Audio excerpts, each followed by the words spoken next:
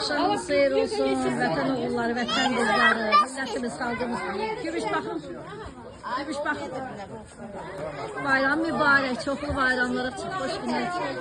Bura xutordur, gözəl xutorumuzdur. Hamı buradadır uşaqlar. Elə belə çəkir. Qızlar, bayramınız mübarək.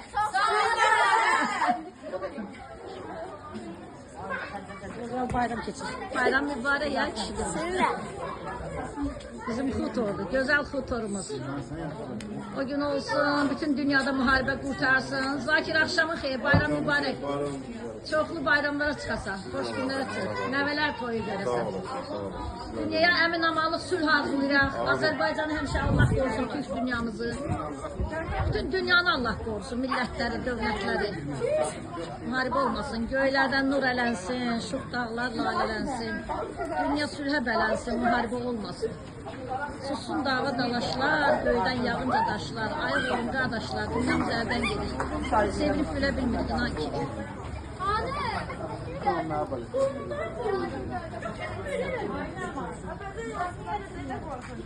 Yaz gələndə açar güllər, cəhcəh vurar şən bülbüllər, quşlar uçar qatar-qatar, ətir saçar bağda bağlar. Ağaclarda ləçək-ləçək, göz oxşayar əlvan çiçək, qızındırar günəş yeri, baş qaldırar Novruz gülü.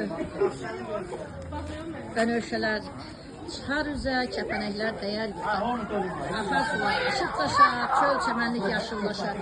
Yurdumuza gələr bahar, qış bizimlə vidalaşar. Zat yanmaz. Yok, niye yanasın? Ya bir dakika o kadar sokak. Gel.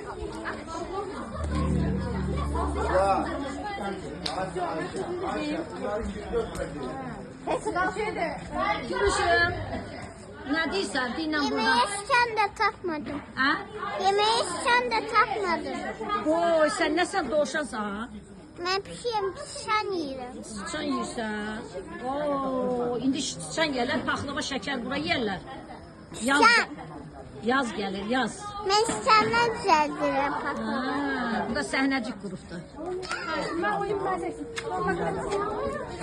Sağ olun, salamat qalın dostlar, vətən oğullarımız, vətən qızlarımız. Dünyaya sülh hazırlayaq.